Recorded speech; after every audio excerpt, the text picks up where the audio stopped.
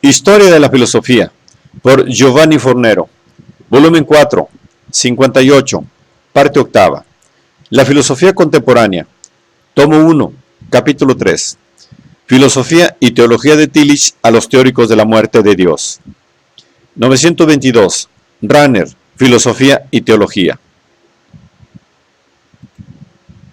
Rahner es uno de los teólogos del 900 que más ha insistido en la indispensabilidad de la filosofía por parte de la teología.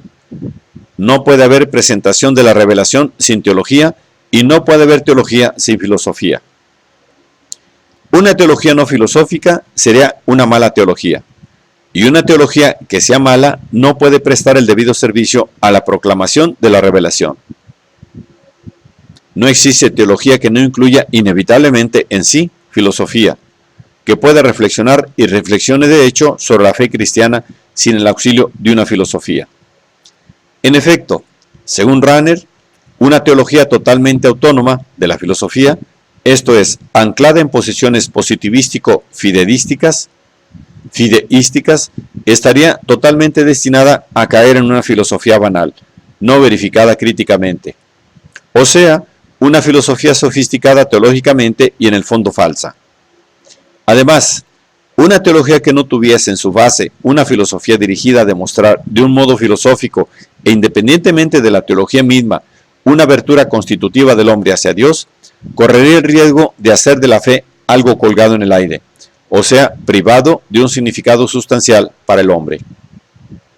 En consecuencia, aun siendo consciente de vivir en un tiempo en el cual, incluso entre los teólogos católicos, está difundido un escepticismo exagerado ante una teología fundamental y una justificación racional de la fe, Rahner proclama el Nuevo Sagio, volumen 3, traducción italiana, Roma, 1969, y la conveniencia de una filosofía fundamental capaz de suministrar una sólida base teorética científica a la teología.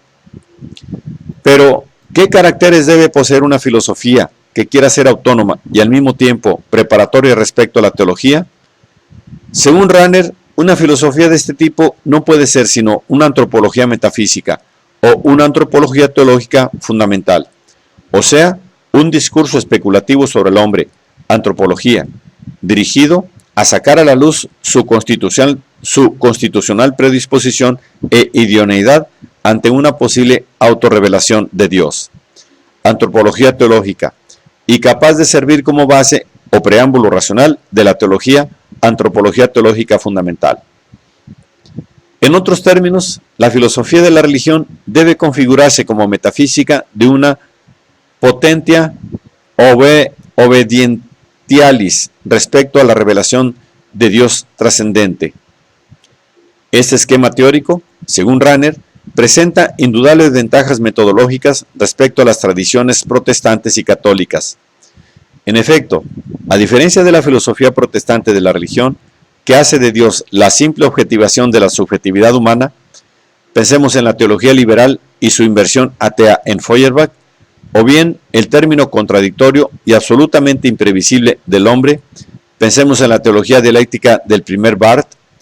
La posición de Rahner permite demostrar cómo la apertura positiva a una eventual revelación de Dios y por tanto a la teología forma parte de la constitución esencial del hombre sin que por esto el contenido de la revelación se convierta en un correlato objetivo, determinable solo a la luz de tal apertura. Por cuanto se refiere al catolicismo, Rahner confirma que la propia filosofía de la religión tiene la ventaja de suministrar un fundamento filosófico más directo y satisfactorio de la revelación, por cuanto en la teología fundamental tradicional se explica solo de modo muy inadecuado cómo el hombre, por una parte, a fuerza de su constitución esencial y de su naturaleza espiritual, puede ser capaz de recibir tal ampliación de sus conocimientos, y por otra parte, cómo estos conocimientos revelados no son ya fundamentalmente una realización necesaria de su constitución esencial. Al mismo tiempo, aquella tiene la ventaja de proporcionar un concepto de filosofía cristiana aún más adecuado y respetuoso para con las recíprocas autonomías entre filosofía y teología. En efecto, según Rahner, la filosofía resulta cristiana no porque la teología hace la función de normativa negativa que la preserve del error, según el modelo escolástico, sino porque, demostrando con la sola fuerza de la razón cómo el hombre está estructuralmente abierto a una posible revelación de Dios, se supera necesariamente en teología. La filosofía es cristiana en un sentido auténtico y originario, cuando se constituye con medios propios a sí misma y por lo tanto al hombre en cuanto bautizable y llega por sí misma a una actitud por la cual se dispone a ser superada por la teología fundada eventualmente por Dios. Tal superación se entiende en el triple significado que tal término tiene. Por ejemplo, en Hegel, la filosofía se supera, o sea, se anula a sí misma en cuanto agota su propia misión y renuncia a la pretensión de ser la última justificación existencial de la vida humana.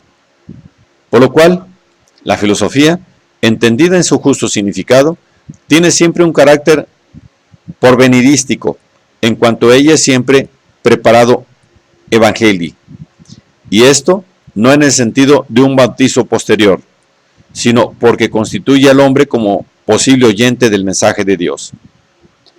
En conclusión, el futuro de la filosofía es necesariamente la teología.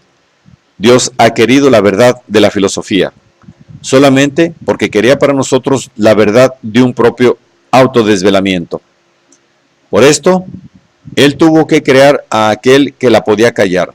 Tuvo que crear al filósofo que, pudiendo experimentar personalmente a Dios como aquel que calla sobre sí mismo, podía aceptar la revelación como gracia.